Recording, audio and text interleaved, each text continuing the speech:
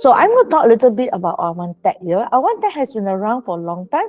We are actually a public listed company. So you boleh tengok ya, kita ada a few core business. Some of it is based on technology and some of it is based on talent ya.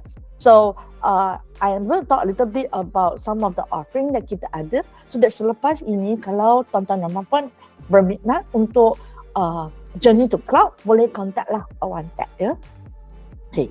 Dalam Awan Tech kita ada 5 pillar of focus. One of course is cloud solutions, cloud software solution, where we actually enable customer to adopt cloud, different product macam workspace. Some of you may be on MyGovUC, so you kenal lah. Some of you may be on workspace. Let's say you are not part of MyGovUC, tapi you sudah familiar dengan cloud-based solution. Dan kita pun dalam bidang analytics, which is based on BigQuery. Sekarang yang hot topic lah semua orang nak tahu ialah Gen AI ya. So semua orang nak buat AI. Later on in this year, saya akan buat satu webinar tentang Gen AI and principles of using Gen AI ya. So saya akan buat topik tu, nanti kita ada publish link untuk webinar tu, but this is my plan lah. So I want to talk about how to practice apakah guardrails that kita kena put in when we adopt Gen AI ya, because Gen AI boleh buat macam-macam and kita kena buat dia, that means we have to have principles ya. Selepas tu you boleh tengok itu security dan kita pun dalam bidang ERP using Sage ya. So these are some of the things we buat. Now dalam in terms of talent ya, kita not only do placement tapi kita pun buat training. Kita buat training untuk bermacam soft skill and also technical skill ya. And of course kita pun jadi systems integrator, so kita boleh buat projek-projek untuk agency ataupun private sector. But our primary focus ialah actually public sector lah in the past few years ya. Tapi saya rasa a lot of the regulated industry is like public sector. So itu pun kita ada, since we have experience in regulated industry, itu satu area that kita nak masuk lah. That means kita boleh work with you if you are in a regulated industry macam finance lah. Kita boleh tolong juga ya. Apa kita belajar dalam public sector, kita boleh share dengan private sector ya. Now, I want to talk a little bit about our focus on ESG ya. Semua orang pun dengar apa ESG. Dalam Awan Tech, this is actually very important to us that kita practice sustainability in our environment. Now, when we talk about sustainability, it's not just practicing reducing. There is also avoidance. Avoidance in terms of using resources when not necessary. Satu joke yang saya buat dengan colleague saya tadi ialah government especially suka print document. Semua kata, I need you to send me the slide first, PowerPoint, so that I can print it for my attendees. Tapi you boleh nampak kalau you print, siapa yang akan balik kepada slide itu selepas meeting. Ya? I think you boleh raise your hand lah kalau you kata ada, saya pun simpan semua tu so that I can do future reference. Because you nampak right, hard copy tu you tak boleh search. Sekarang kalau you buat soft copy, you boleh search, you boleh index semua tu. Dia senang ya. So that is the avoidance. Tapi you kata writing mata saya tak bagus lah. I suka flip. Tapi ada tablet, you boleh besarkan teks tu semua tu ya. So in Awan Tech, we also want to work with partners that is very that actually practice ESG and other, we call it green screening for our vendors lah ya. So inside kita akan screen vendor-vendor kami whether they are also practicing ESG ataupun they pakai green technology ke as our supplier. Now dalam Awan Tech juga kita ada recycling program where kita prepare bin lah untuk colleague-colleague kami untuk buat recycling. But macam saya kata right, especially during COVID, kalau I suka order online, semua orang pun pernah buat tu Lazada ke Shopee ke, nampak kotak-kotak yang datang, plastik-plastik yang datang ya. Apa you buat dengan kotak-kotak dan plastik-plastik tu? Buang. Tapi so what I did was that plastik-plastik yang saya dapat dari this delivery ya, saya recycle. Yang bubble-bubble tu saya akan hantar kepada organisation yang terima bubble-bubble tu untuk wrap delivery dia. So I really look for vendors yang akan reuse the bubble wrap that saya dapat, so that dia tak payah beli bubble wrap untuk customer dia. So it's a form of recycling ya. And botol-botol glass tu I pun wash, and I also hantar ke vendor-vendor ini. Dia akan pakai botol-botol ini untuk jual the stuff that they have. So macam dia akan jual kicap ke, minyak ke, oil, essential oil ke, dia akan pakai botol-botol glass yang saya recycle untuk dia. So I rasa itu yang cara yang bagus untuk buat ESG, dan I very happy that company saya pun practice the same thing. Now how do we encourage ya? Oh tak hancur. You kena potong dia baik-baik. Then you roll it up, then you hantar, ya. So what we do is that kalau kita ada the interest to recycle, kita akan be careful dengan bubble wrap tu, betul? Ya. So one of the things that kita encourage dalam Kawan Tech juga ialah kita ada a sustainable dashboard. So setiap level ya, sebab department dia ada ESG goal. But let's say for example, kalau kita kata satu hari you boleh the air jangan waste water, jangan waste electricity dan paper ya. And we find that, and we put this as a KPI untuk EPM kami ya.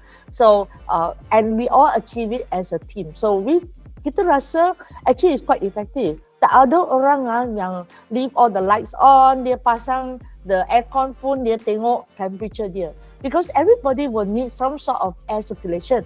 Tapi yang penting tu is the temperature of your office. Kalau you boleh control, you boleh pasang electricity. So then you don't see everybody kena pakai baju yang tebal-tebal untuk datang ke office ya, because that is also a waste. Because every degree ya, you akan save electricity too.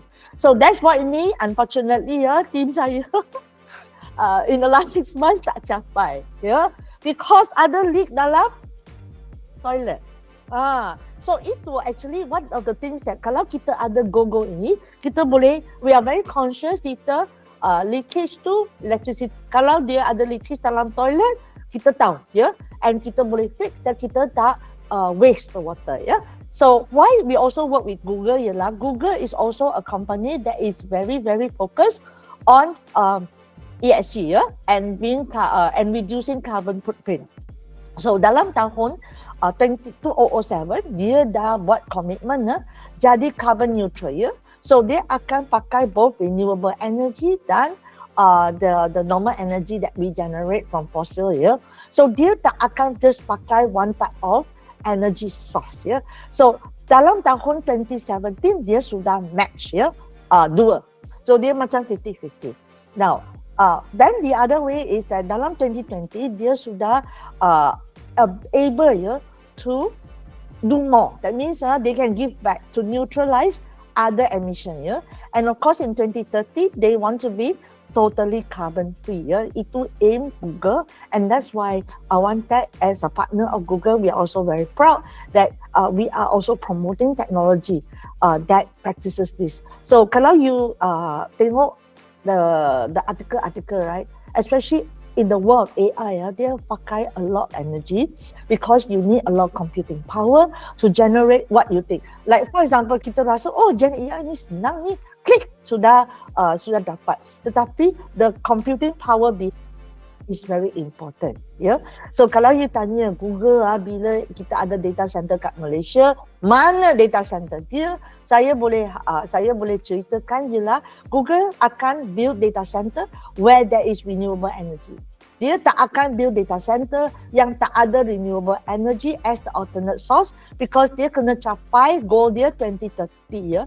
So kat Malaysia mana ada solar, ada air, ada maybe wind. I think wind tak ada lah, dia kata tak cukup kuat.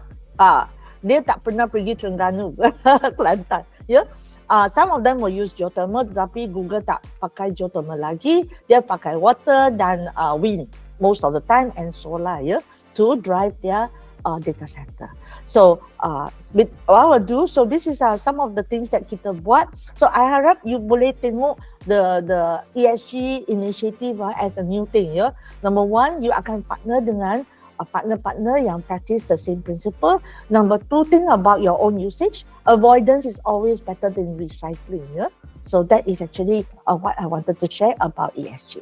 So let's go into the agenda sekarang ya. Okay. Now, semua orang pun need translation because we also live in a multilingual society, multicultural society, and kita pun dapat a lot of people who migrate to Malaysia, especially under the MMH2 tu, Malaysia my second home kan. Then dia datang dari negara-negara lain, dia memang mungkin tak faham English, tak faham bahasa Melayu ataupun bahasa Malaysia ya. So and even in our daily life kita all need translation. So I want to share some of the things that are available to you free of charge, but there is always a price to pay. So I'm going to kind of show you this. If you go to Google Translate, right, kita semua start from here. Let me just change my layout sikit because I kena tengok I punya slide. Just give me a minute. I nak turn on my layout. Sudah tua lah saya tak nampak slide saya ya. Okay. Alright. Now semua orang pun pandai ya pergi ke website. I nak translate something. Semua orang pergi ke Google Translate. They will copy and paste the text. Now this is what I used to do ya. I answer RFP ya. RFP tu dalam bahasa yang saya tak faham. Mungkin of course bahasa Malaysia I faham lah. Bahasa English faham. Tetapi I pun dapat RFP dalam bahasa Indonesia. Nah, bahasa Indonesia tak sama dengan bahasa Melayu, right? Everybody agrees.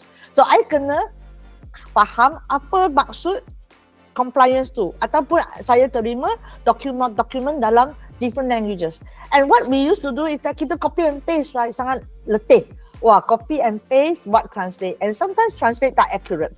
Because kita translate, kalau you translate satu perkataan dengan satu sentence, dengan satu paragraph, tak sama syntax dia. Tapi sekarang AI tu sangat pandai, dia boleh change the words. Kalau you translate satu perkataan, dia tak sama when you paste a whole sentence ya. Now, did you notice other feature yang baru ya? Now you can upload documents, you can upload macam website to buat translation. Tak rasa ya. Now, these are some of the things ya that actually we learn when we did this ya. Kita actually created an enterprise version. So this is the free version.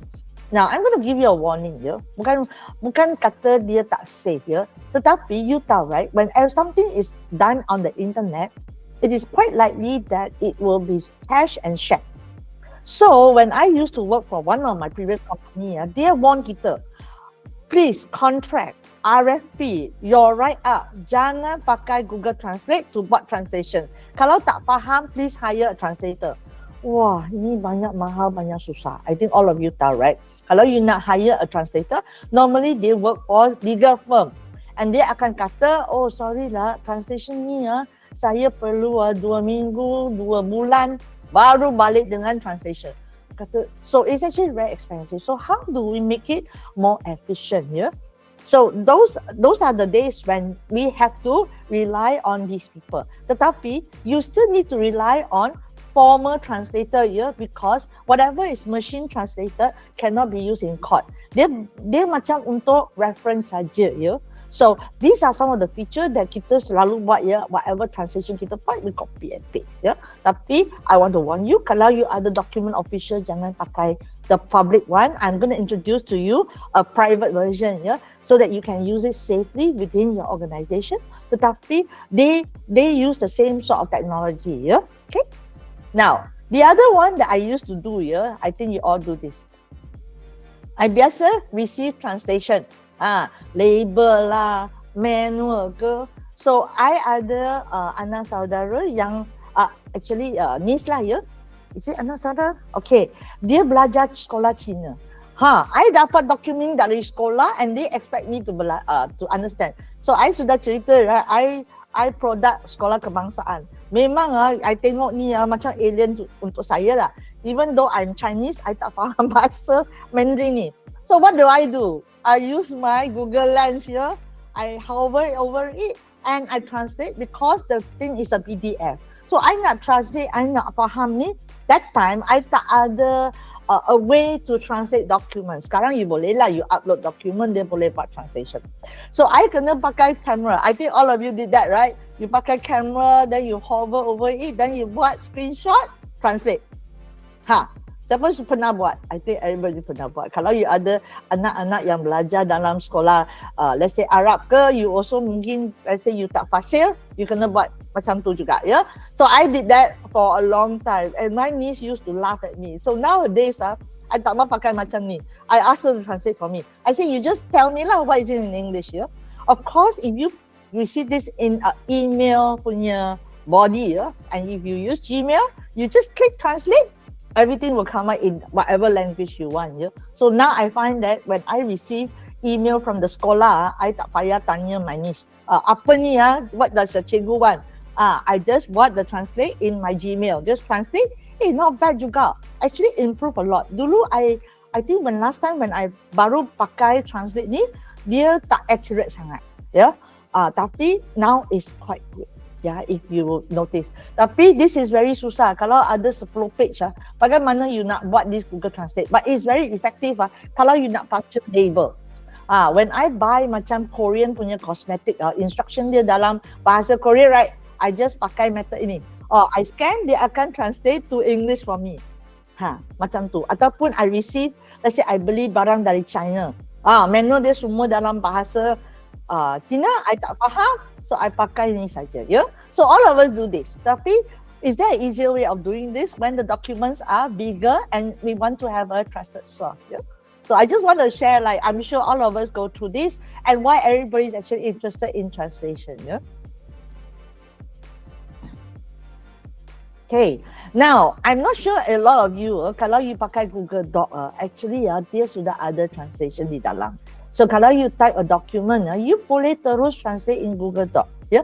So what I'm going to do now is I'm just going to switch over to Google Doc. Just give me a minute.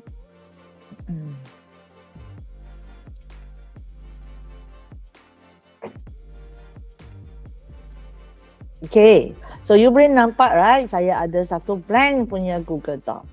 So let's say for example, kalau saya nak buat translation, then I just say, hello, my name is YT. Yeah. Okay. Right. Then what I do is that I pergi ke tools, I boleh buat translation. Yeah. Dia kata, apa language you nak? Yeah.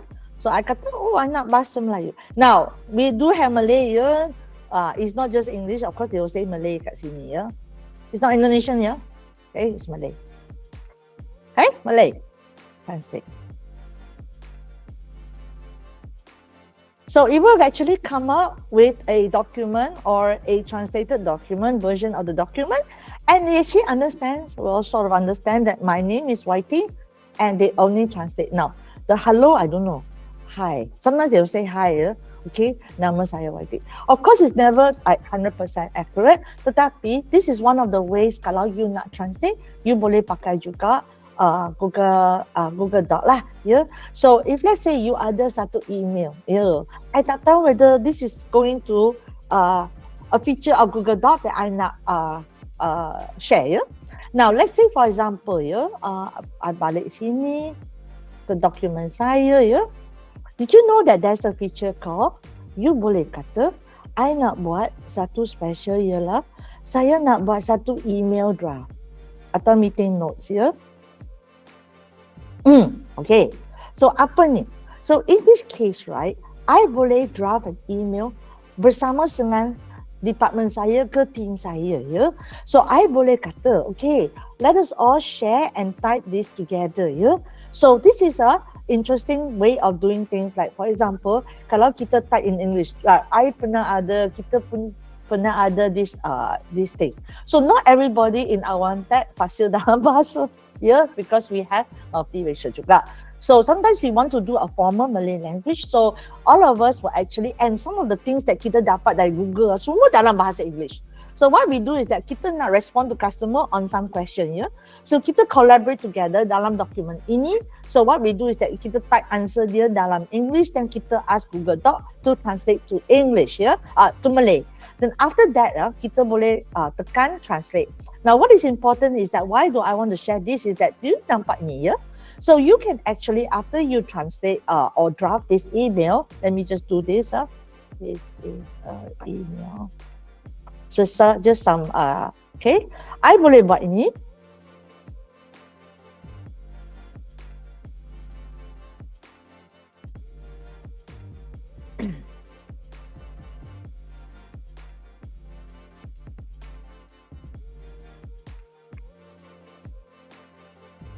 Yeah.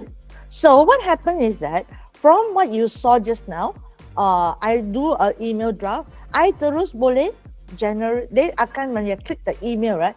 It actually creates an email draft for me. Tak payah copy and paste. Why do I want to share this? Is because many times ya kita kena collaborate together to buat satu email. Tetapi email tu kita kena buat dalam bahasa yang difaham untuk dari penerima, right? So kita boleh dulu buat the original document dalam Google Doc. So after that kita check translation dia. So some of the people say, kalau saya buat manual lagi cepat. Tetapi sometimes kita stuck, right? Perkataan ni apakan translation dia? Kita still go to Google Translate and buat. Why don't we do everything in Google Doc? Kita buat, then dia buat translation, kita check saja ya. Selepas kita check, then kita boleh hantar as an email, formal email correspondence to whoever need to receive this document dalam language yang dia faham. Yeah? So I just wanted to share a little bit about some of the ways that you can actually use a Google Doc to help you to draft correspondence, draft document together as a team ataupun do it before you actually send. Kalau you buat dalam email, yes, you boleh translate dalam email ya. Tetapi there's one part where sometimes you want to buat satu dokumen yang official, you kena collaborate together dengan orang-orang yang perlu review the content that you tulis so that it is suitable to be sent out to customer ya. Kalau because sometimes language yang dia translate tak formal, tak cukup formal ya. So kita kena buat adjustment semua tu. So this is one way that you boleh leverage on translation to help you to expedite your work ya. So there is many ways that you boleh guna untuk buat translation in your day-to-day work. Tak payah copy and paste, sangat susah payah ya. Dan nanti you kata, writing saya bukan tiap-tiap kali guna Google Doc. I pakai Microsoft. I ada PDF. Bagaimana saya nak buat? So later on, the next section, I'm going to talk about now how do you do it as an enterprise. Because when I mentioned just now, right, dia kata, saya buat Google Translate pun boleh buat. Mengapa saya nak buat enterprise version? So enterprise version ni is your own copy. So translation tu macam is kept within your environment lah. Dia tak ada guna ataupun pakai internet untuk buat. Of course dia pakai internet untuk call the API untuk translate ya. Tetapi the content tu is within your organization. That is actually quite important and that's why I ada sesi ini hari inilah ya. Okay, let me go back to slide saya. Hey, ada apa-apa soalan? Saya hari ini auto translate dalam bahasa. I think I already learn art untuk think in bahasa ya. Dulu I tak boleh. Dulu translator tu dalam otak saya ya. I think in English I kena translate ke bahasa ataupun apa-apa language ya. Actually is after a while you boleh think in the language ya. Okay, terima kasih ya. Okay, let's go on. Okay, let me introduce you to Google Translation AI ya. Dia ada berbagai-bagai jenis API that you boleh pakai dalam your organization ya. So let me share ya. Okay, so dia ada what we call Translation API. So Translation API is something that we bagi you to leverage on a translation so that you boleh embed dalam website you ke, dalam your application ke, and I will share some of the use case that kita pakai translation API ya. So but you need a program to pakai translation API ya. Now let's say for example you kata writing I nak cepat, I tak mau just translate dalam application saya. If I have document, bolehkah saya translate? So what Google did was that Google actually introduced the Enterprise Translation Hub for customer that perlu translation in large volume. Ya, you boleh upload all the document, you boleh satu kali translate document ini untuk multiple languages. Ya, and it actually uses in the background both Cloud Translation API dan AutoML. Okay, AutoML is another way kita buat translation, ya.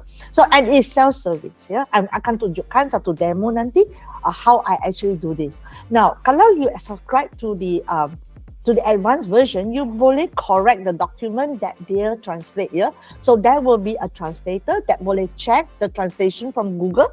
Dia boleh correctkan the correction, the translation, so dia betul. Because kadang-kadang mungkin 90% ke 99% dia accurate, tetapi tentu ada perkataan yang tak betul. Ya, mungkin dia translate of a noun, let's say for example a proper name, ya, proper noun into translation. So one of the example that I buat dengan customer, ya, is very interesting, ialah saya translated satu dokumen dari DBKL, ya. So dia ada satu, kita ada mungkin batu, right? Daerah batu. Dia become I think they translated the batu jadi stone, ya. So there is something that sometimes dia buat salah, ya, because dia tahu they thought that this is actually not a proper punya proper noun lah, so that dia translate salah, ya. So this one I'm going to buat a demo of how you can quickly set up here and try out translation. Then of course kalau kadang-kadang you kena buat translation model yang very specific to your domain, macam healthcare, ya. Kalau you ada dalam healthcare ke dalam law ke, perkataan-perkataan yang you nak translate, ya, dia tak sama dengan the normal translation. So you ada domain knowledge that you nak translate, so you boleh train the model to faham translation for very specific domain knowledge, so that dia tak translate salah, ya. So that is you boleh pakai AutoML to buat translation. Again, this one you ada platform, you boleh train dia dengan data-data dan you ada, ya. So that is a way of doing it within Google Cloud juga, ya. So that is the trick. Now, other use case that I nak share ialah media file translation, subtitling and voice over solution. So, panjangnya. So this one actually pakai banyak-banyak API dari Google, AI API dari Google, ya. First of all, you actually tak, kalau you didn't realize that AI yang translation tu dia actually tak faham speech. Ya, kalau kita cakap dia tak akan translate directly from speech to another language in the speech. Dia ada intermediary. So normally in the background dia akan buat speech to text dulu, ya. So dia akan buat speech to text dulu, dan selepas tu dia akan use translation API to translate into the next language. Then after that dia akan buat use another API. So this is for video subtitling, ya. You can stop at the part where dia buat translation. That means speech to text, then dia akan translate dalam language. Now, there is a use case that saya akan ceritakan is how do we then leverage. So, saya pernah, when I was in Google, saya pernah berjumpa satu customer, ya, kat Australia, ya. This is a telco company, ya. Dia telco, dia ada satu masalah dan dia kena address. And I want to share with you kerana mungkin this akan terjadi kepada kami, ya. Now, in Australia, they have a lot of immigrants from different countries that pergi ke Australia, and the anak-anak tu will not know any language except English. Betul? So, let's say for example, mungkin dia dari Middle East. So, this is one of those cases, mungkin dia, let's say migrate from Syria ke, pergi ke Australia, and the children grow up in Australia, tak faham bahasa, their own original bahasa, that their grandparents speak it. That means kalau dia nak communicate dengan dia datuk nenek, dia tak boleh cakap pun, ya. I think we have this problem kalau kita ada cucu-cucu, not you all lah, you all terlalu muda. Mungkin anak-anak you pergi overseas, dia mungkin pergi ke UK ke US ke, dia tak ingat bahasa Melayu, ya. And dia nak communicate dengan datuk nenek di kampung, ya. So how do you actually talk to them? in real time. Because macam the language now tak sama. So this was a challenge that was faced in Australia. Anak-anak, the cucu-cucu tak boleh cakap dengan datuk dan nenek dia. So what they did was they actually used Google punya API. First of all, this can be done in a phone call. Phone call. So it's almost real time. So what will happen is that this subscriber berkata, apakah language of translation dia nak by default. So dia akan, kalau you rasa right, ini translation AI dia tak pandai pusing-pusing language Kalau kita cakap satu sentence dalam bahasa Melayu dan English dia macam keliru because they still not as smart as macam human, dia boleh tukar-tukar cakap 3 bahasa dalam satu sentence dia tak faham. So what happened was that they kena choose.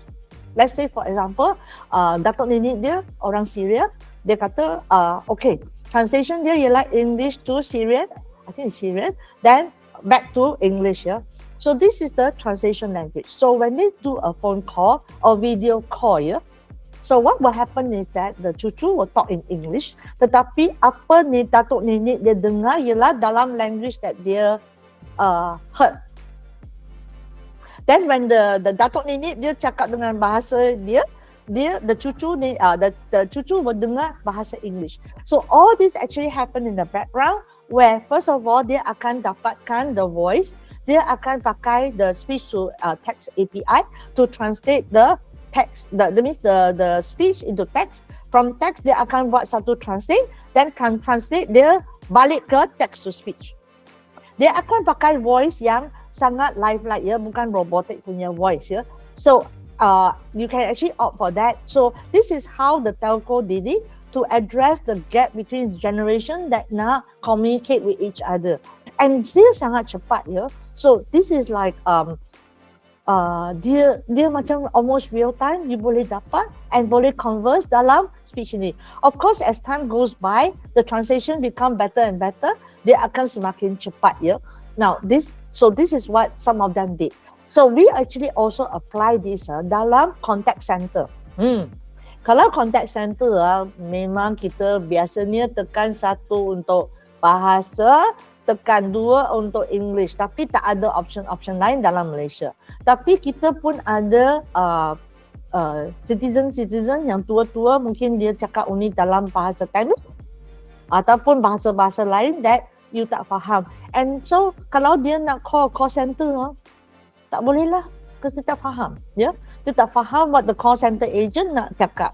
So one of the things that you boleh enhance apa-apa call center ialah bagi dia banyak option untuk pilih lain-lain bahasa Now this is especially true kalau you are agency that kena bercakap dengan foreigner.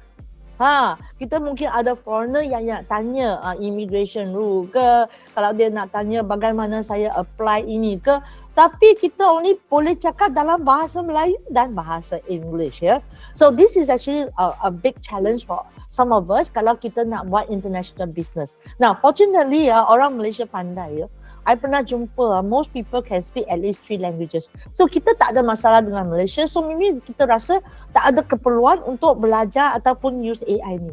Tapi kalau kita boleh pakai this kind of language translation, kita boleh serve a lot of other customer that kita tak pernah fikir kita boleh serve So in the back dia akan buat translation, speech. So dia masih ada the translation in between. That means there's still the speech to text, text to speech, and then after that that's how we communicate. So the translate will be in between because translate dia memang only work on text But masa sekarang lah dia tak boleh directly understand speech So dia tak not so pandai lagi lah but mungkin dalam future dia boleh faham speech, but this is mostly what happened in the background So for translation product, so you can see actually ada sangat a lot of use case that you boleh tengok bagaimana you boleh pakai translation Okay, ada soalan tak tentang translation ni?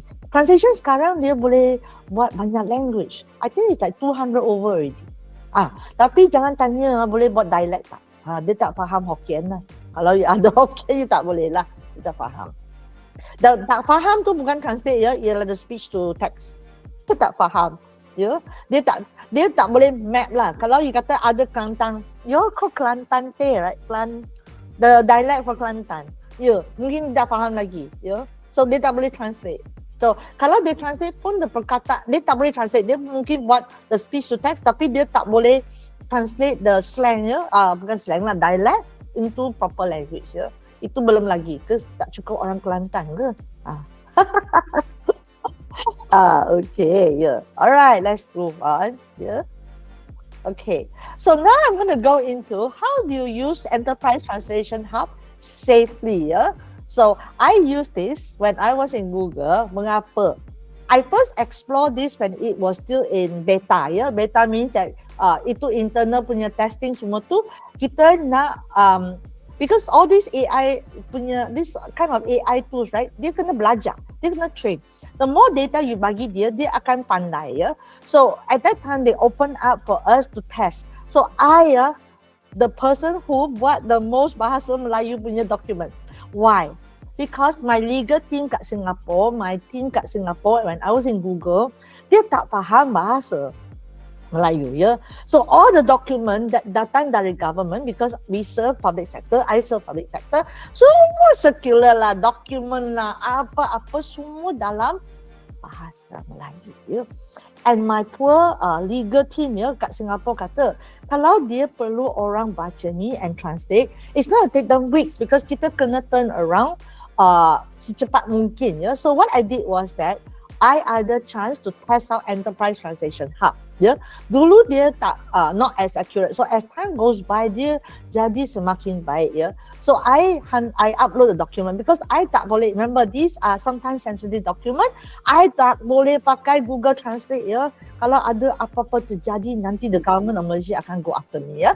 So what I did was that I pakai Enterprise Hub to translate all these document that I receive ya.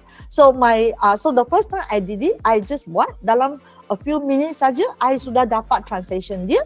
I hantar balik kepada legal team saya. After that, she realized, wah, dia boleh buat so cepat So she started sending me. So once in a while, she will send me one stock of document. Tolong translate ya.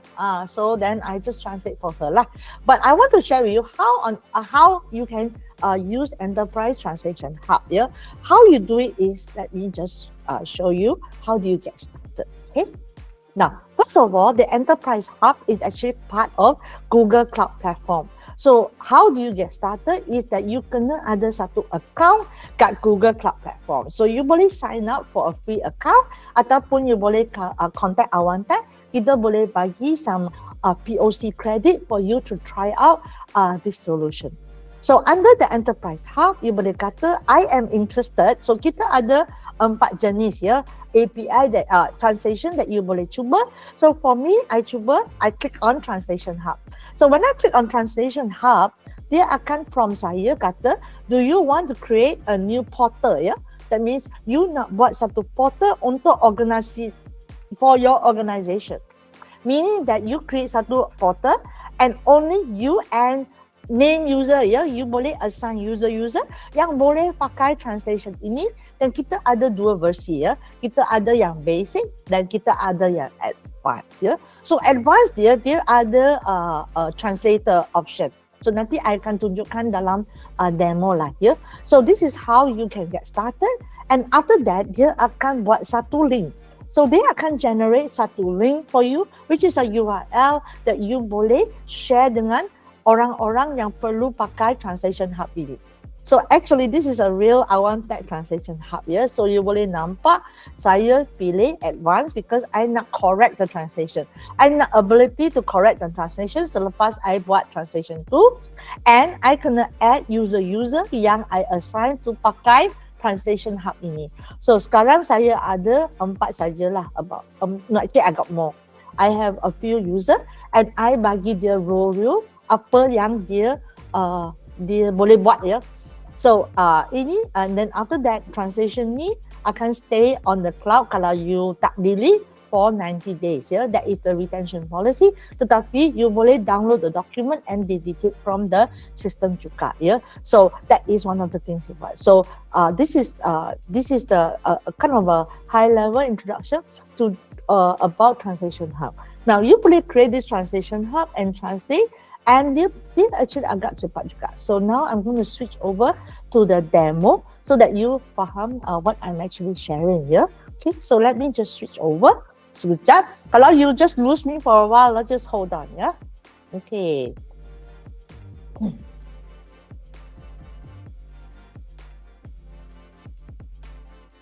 So I shortcut lah ya, I shortcut sikit ya. So what I did was that I sudah ada Translation Hub, I sudah log in. So later on I will do from the scratch lah kalau you nak. But if let's say I have a Translation Hub, and what I actually do is I boleh pilih a file to buat translation ya. So I will select a file. So I need to select from one of this type lah ya. Kita tak boleh translate Excel lah, sorry ya. Okay. Saya select satu file and saya sudah prepare satu file yang bukan not sensitive. So I ada satu bahasa Cina dan one in English. So I'm going to do a translation for the English one. Okay. So you boleh nampak sekarang. I hope you still can see this here. So dia akan prepare from a preview. So you nampak on the left side here, dia bahasa this is in English here. And I can choose on this side. They auto detect. I pun tak payah tell them, oh, this document is in English. Kalau I upload satu bahasa Melayu, dia akan detect juga this in Malay. Ya? So let's say for example, saya nak translate dalam satu bahasa saja. Let's choose Malay. Ya? Okay. And then I buat translate. So dia akan buat translation and you don't have to tunggu, you don't have to sit there lah and wait for the translation. Ya? Tapi dia agak cepat. So I just stay here for a while so that you can see. Ya? Sudah habis. Boleh nampak? Of course dia sangat kecil lah ya. So actually there is a word that is wrong. Kalau you kata, so this is the one that I was talking about, the course that I'm going to be conducting, Introduction to Responsible AI in Practice. Translation dia salah ya, pengenalan AI bertanggungjawab dalam berlatih. Actually it should be a different word. Kalau you tengok dokumen tu, dia akan translate in the body itself the correct word ya. So I'm going to download. So what you have an option is that you boleh download this document kepada laptop you lah. So I'm going to do this so that I can share the document in a clearer format. So sudah download. Let me switch to my folder.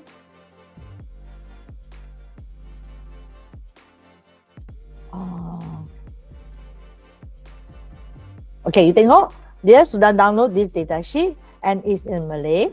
I buka dokumen ni.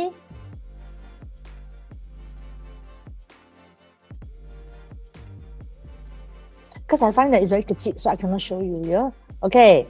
So, I akan besarkan ni so that you boleh tengok. Okay. So, if you read right, the kursus, nama kursus dia betul. The title salah ya, tanggungjawab dalam berlatih. I think it's a bit too big. Let me kecilkan ya. Kita tengok. Let me try this. Ya, boleh? Okay. Ringkasan, nama kursus, pengenalan kepada AI bertanggungjawab dalam amalan. Now that is correct, right? Not berlatih. So sometimes dia pun salah ya translate. Then after that dia kata track kursus ialah AI generative untuk pengamal. Satu hari pembentangan tunjuk, di sana ini salah juga. Tunjuk cara makmal praktikal, ya. Apakah penuntun dia kalau you boleh compare dengan original. So dia akan ada satu title dia kata machine translated by Google, ya. So dia akan translate semua ni. So this is a 2-page. Now kadang-kadang dia format dia lari sikit, tetapi it's still in PDF. So you tak payah convert dia kepada format lain. Kita boleh translate. I cuba translate PowerPoint juga ya, pernah. Tapi dia lari sikit lah, tapi tak apa. So it is better than you copy and paste ya, dokumen-dokumen dalam format-format yang you perlu ya. So I'm going to just go back to the screen and see whether you ada any soalan tak? Ada apa-apa soalan tentang translation ni? Cepat, right? Of course, this is a short document lah. You kata, Watin, ini dokumen 3 page saja. Of course, cepat. So normally I have actually translated like 30 page. Yeah. Of course it takes a few minutes lah. Tapi kalau you bagi orang untuk buat translation, oh, lama kan? Even when you want to hand translate pun, okay. So ada 2 step. So nanti you kena ada macam read the document, ya. Dia ada banyak cara ataupun betul. This is text to text first, then you convert text to speech kalau you want to read the document. Or you want to create audio file. Now, nanti I akan tunjukkan you satu cara kita extract from audio untuk a video lah. Yeah.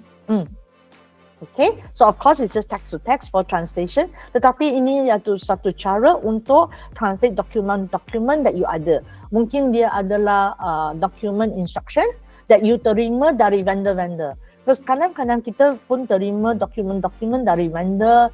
Let's say kita ada vendor dari Korea, semua dokumen dalam Korean, dalam bahasa Cina, you nak translate kepada bahasa ataupun ke English, this is actually quite useful. But most of the time, I always ask lah, orang yang actually benefit a lot from this document ialah legal department ataupun communication department, because dia akan dapat bermacam-macam request, dokumen-dokumen that dia terima ialah dalam bermacam-macam bahasa, ya. So and they have to respond dengan bahasa tu. So I pun pernah jumpa satu customer, dia challenge I. Dia kata dia also ada, so what they do is that dia kena communicate with a lot of users dalam from different nationalities, because they are international company. They also need to deal with different nationalities. So they challenge I, you translate lah dalam bahasa Korea. I said okay lah, I translate, tapi you all faham tak? Whether translation dia betul tak, ya? Of course there's always a human part of it, and I'm going to tunjuk how you can correct the translation. Remember I said that actually translation dia tak betul sangat because mungkin dia ada perkataan dia tak faham. Now, the user that I used to translate this document was not given the role of a translator. That means dia boleh edit the document. So kalau I balik kepada translation ni, okay, right. You tengok dia ada download saja, ya. Because my user ID that I pakai untuk translation ni, dia dah boleh edit the document. So I'm going to switch over to an ID of a person that I gave the role of translator, so dia boleh correct the document. Yeah? So I'm going to switch over to this person's ID, which is also myself, but is another alias email lah that I pakai. Yeah? So give me sekejap.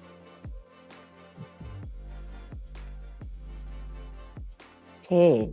Yeah. Now, this is my profile. So I ada satu profile that I actually bagi dia access to edit the translation. Yeah. So I'm going to do the same thing. I'm going to pakai the same document and buat the translation. But now you will see they have ability to edit the document to correct the translation. Yeah. Okay. So let me do that. So sama juga, I'm going to use the English version. And I'm going to buat the translation to Malay. Right. So I'm going to do bahasa, and later I'm going to go back and say how do you get started. I'm just showing you the product dulu, and then I'm going to show you how you log in, yeah? Okay, let me do this because the end result is always more interesting. Do you see now? Icon tak sama kat sini, kat atas.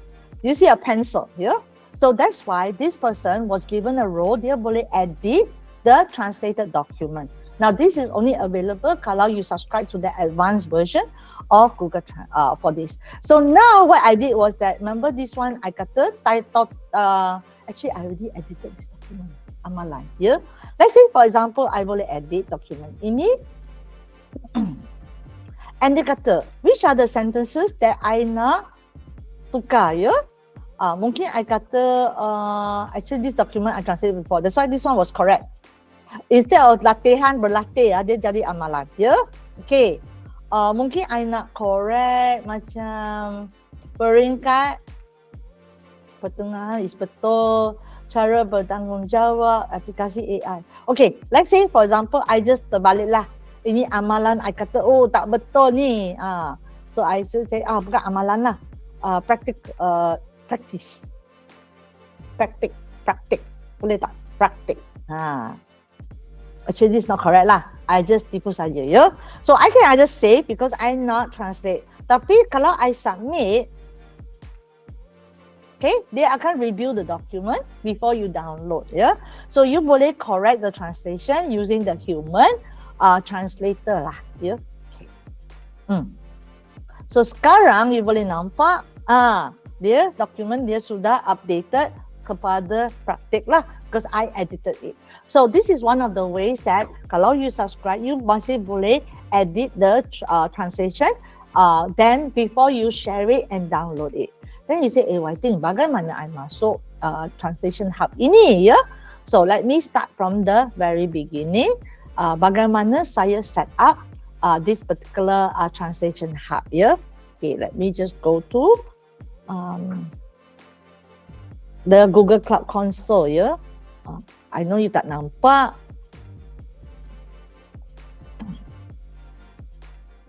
Okay, so when you have a Google Cloud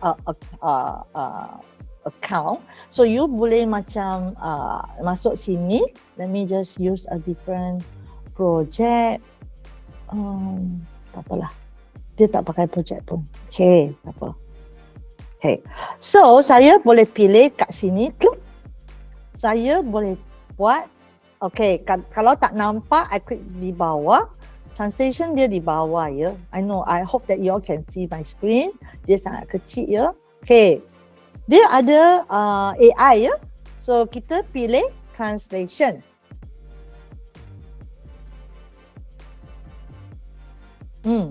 Dia kata, okay, of course this one I tak ada the enable the API. Let's say kita enable the API.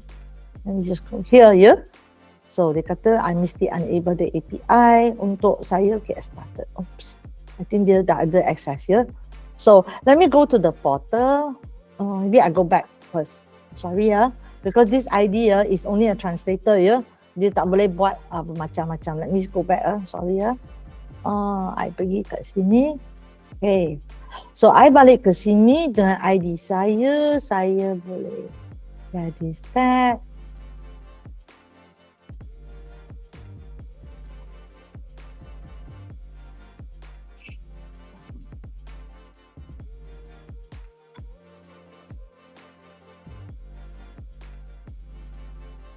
Sometimes user problem, ya. Okay, so this is my ID and I boleh masuk sini dalam Google Cloud. I'm going to do the same thing again.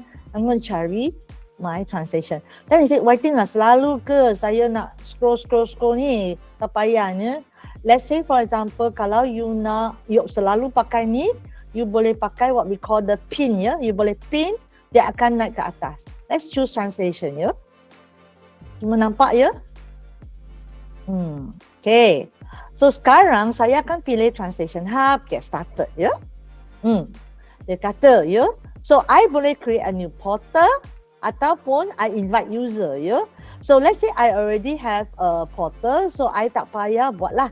So this is what I mean by basic and advanced. Kalau you nak post editing tu, you must subscribe to the advanced feature, ya. And you boleh control siapa boleh masuk dalam sini. So kalau saya nak buat satu new portal, I just click on new portal.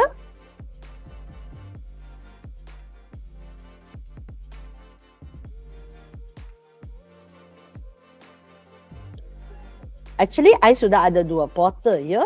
And I also can create a new portal.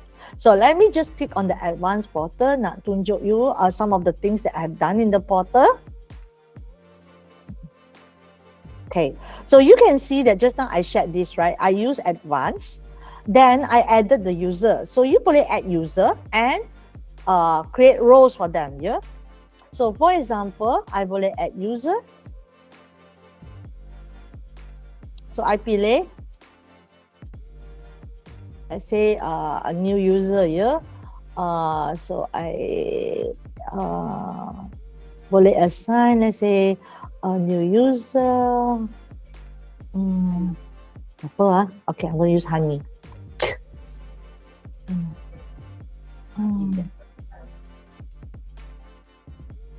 Betul ke?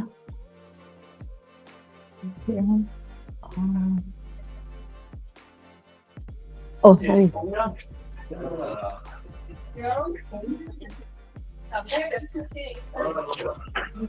Sorry ya, translation ada.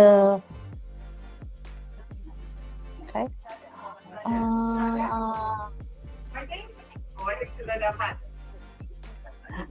Sorry ya, ada interruption. Saya dapat ni. Okay ya, sorry ya. Okay. So, perkenalan sikit ya. Okay. So, saya kata, saya nak invite new user. I going to choose Honey. Let's see ya, boleh cari Honey tak?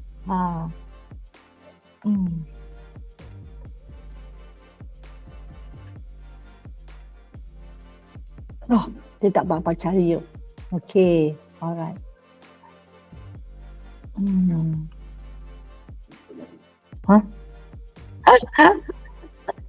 Sorry ya, ada satu masalah ya. Okay, so kat sini I'm going to show you the macam this is the bottom side. Okay, kat sini sorry ya. Alright. Okay, I lupa buat satu step ya. I tak invite dia to join my portal. So kat user ni, saya akan invite dia dulu. I forgot to invite dia. Yeah? That's why she cannot be found. So I kata, dia ini jadi just portal user ke ataupun dia ada fungsi jadi translator juga. So let's say for example, I pilih dia jadi user saja. And how do I want to buat satu persatu ke ataupun import user-user ya? So sekarang saya akan buat Honey ya. Sorry Honey, I forgot to invite you. So I tak boleh assign. Betul lah. One tag. Now everybody knows Honey punya email ya. Bagaimana dia nak sign in? Dia sign in dengan email dan password ke ataupun dia sign in dengan Google. So let's say for example, I kata I allow her to sign in with email dengan password that dia set ya. So tak payah pakai Google punya. So if you all tak ada Google ID, you boleh pakai cara inilah. Ya, you tak ada Google ID. So you pakai cara email dan password. Now which portal saya nak dia pakai? Mungkin I bagi dia sandbox saja. Ya, sandbox is actually the basic. Then I continue. Then done. Ya. Now selepas tu she will get an email dari saya untuk join, accept the invitation to join the portal. Ya. Nah, selepas tu, then I boleh assign her. So dia tengok dia ada saya ada user lah. Sudah invited tapi tak accept. Those people who actually accept, dia akan dapat the status of registered ya. Now, I actually assign to myself. You nampak tak? Saya assign to myself just now. I also writing tapi a different domain. I was also both a portal user dengan translator. That's why you saw the pencil mark ya.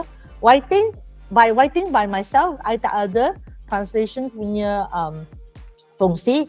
Tapi what are the languages that I will be translating most of the time?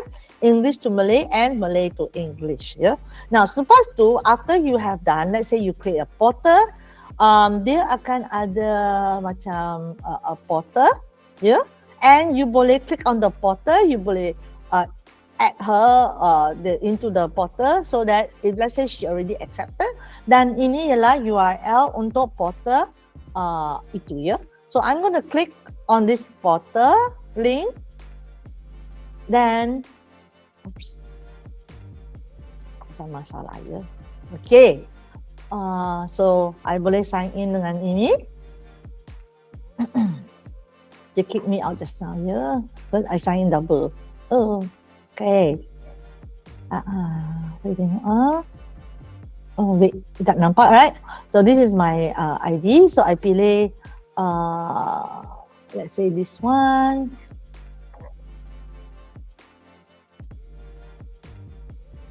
This is how I log in. So this is the screen.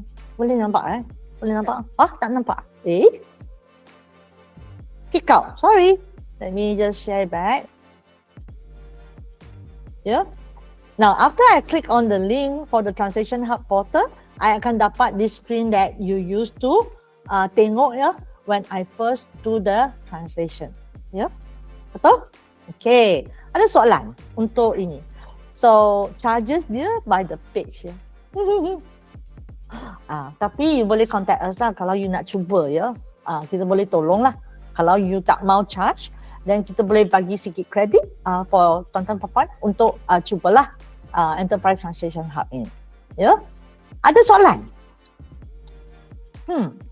Saya akan tunjuk the last thing. Ya, ada. Ada dalam chat lah. Okay. Apa? Sorry.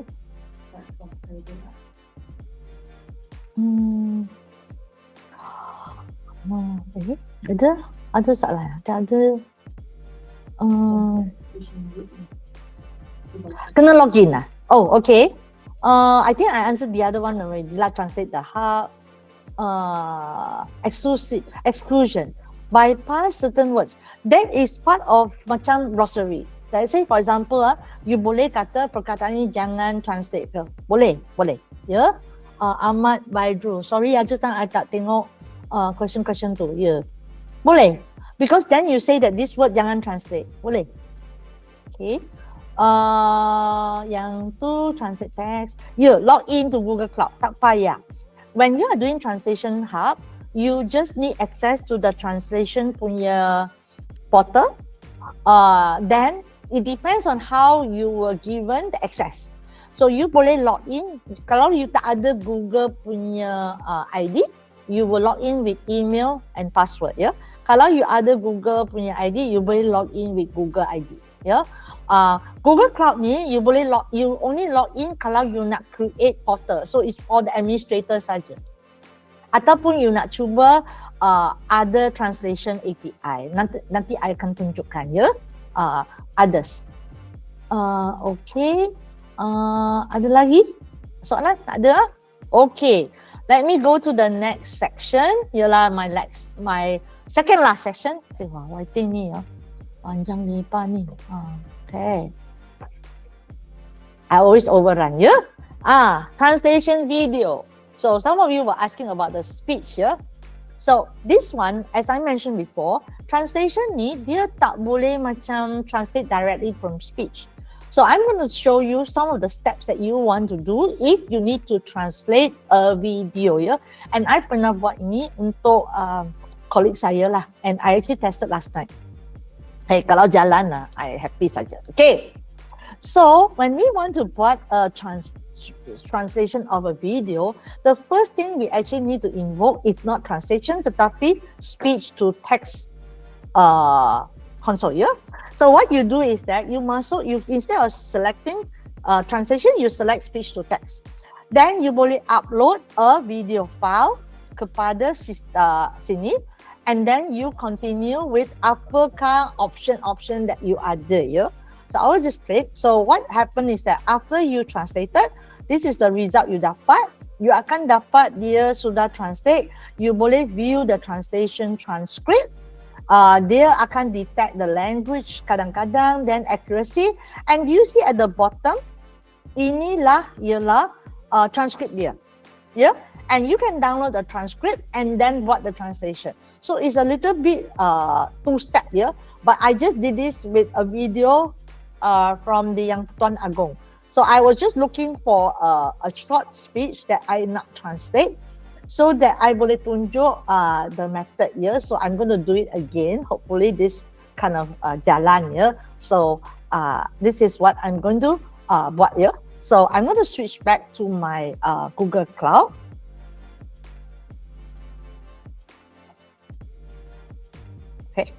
So sekarang, instead of going to translate, I akan pergi ke, today I'm going to overrun. They are going to look at me and say, this writing selalu overrun. Yeah.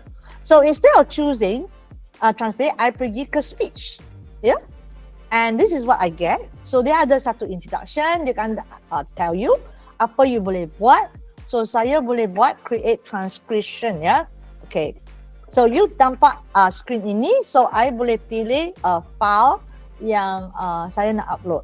So what I've done is that I actually sudah upload the file. So I actually simpan kat cloud storage, which is a repository where I put all my video lah, ya. Ataupun you boleh upload, ya. So I click on cloud storage, and then I browse mana I simpan video tu. So I ada audio file that dia sudah locate, and I ada satu that I actually got from YouTube ya. Yang di Pertuan Agong, he was talking about Ministry of Pendidikan ya. So I was pilih ni ya. And then dia ada access, dia kata mungkin dia tak faham encoding dia. I actually have a translator on. Kalau I fail ya. So apakah encoding dia? I kata encoding dia in your MP3 ya. Sampling rate dia ialah 8,000, is at least 8,000. And then after that, I kata tak apalah. Dia only one person talking. So he's the only person talking. So I will continue. And which version I want now. Kalau dia tak boleh detect, then of course I akan pilih language that dia bercakap dalam. So it is Malay. Yeah. And I'm going to leave everything by default. And then I continue. And then boleh adapt lah ya. Tak boleh, tak payah. Ya. And then I submit. Ya.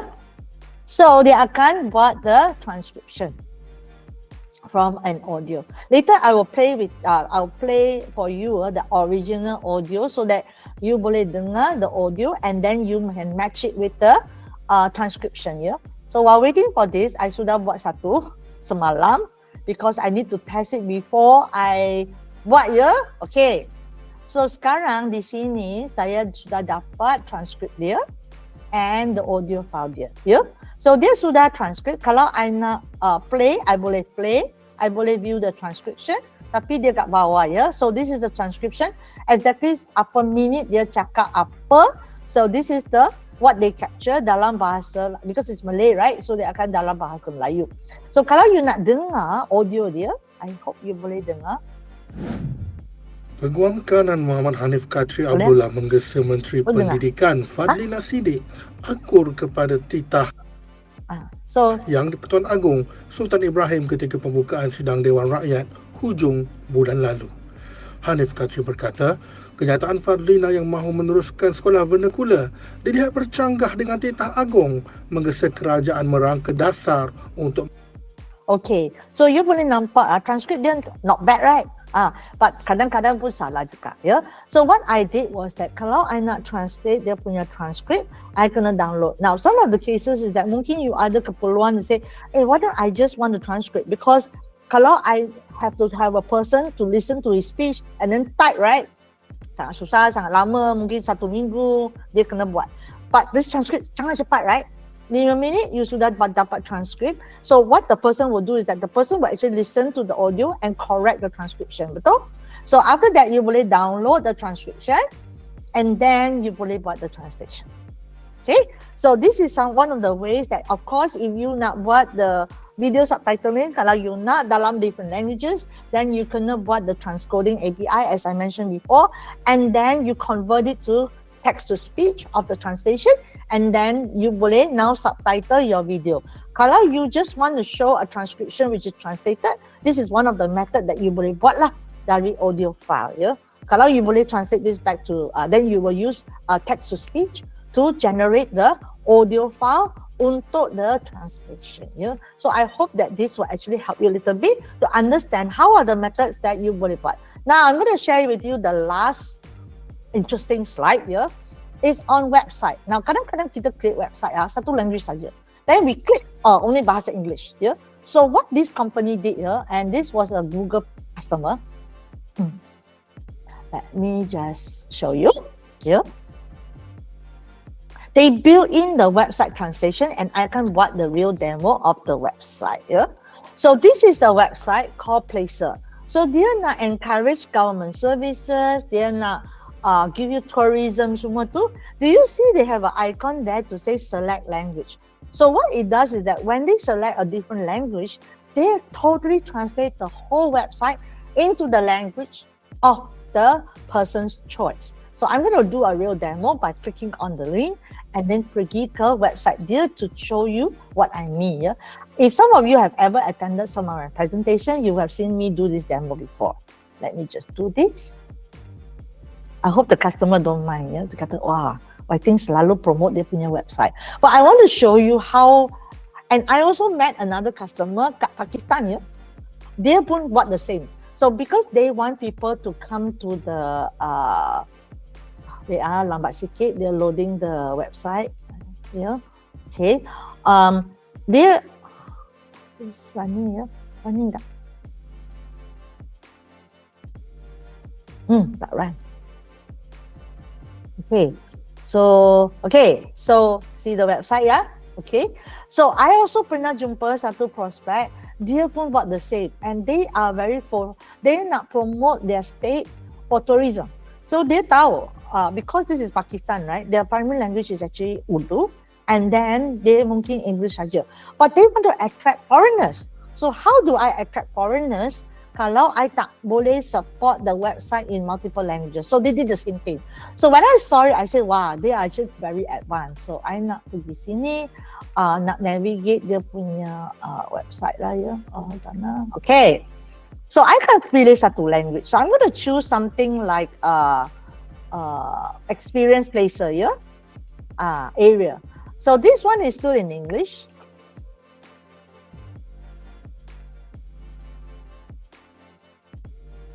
I hope the language thing appears also. Okay. Can you see? They are waiting for translate Google API. Yeah. So they actually have Google API at the background to do the translation. Lambat sikit. Sorry ya. I think my network problem. Yeah. So let's say for example, dia nak communicate with somebody like us. So dia nak bahasa. Okay. So dia akan cari bahasa Malay, ya. Tada! Semua. The whole website now is translated to Malay. Ya. So kalau you boleh tengoklah, ketahui apa-apa berita terkini, semua tu, right? So this is actually a very good way kalau kita ada communicate with people who need us to support multiple languages. Okay, saya nak translate to Arab. Siapa tahu Arab? So maybe you all want to tengok Arab. Ada. Arabic, yeah? So tell me whether it's correct, translated correctly, yeah? Betul tak? I tak boleh baca, so I tak tahu. Yeah? Okay? Alright, so this is one of the ways that translation can really help to make our website very accessible, yeah, to people who speak different languages. Yeah? Okay? So I'm going to balik kepada one last thing that I want to share here before I hand it back.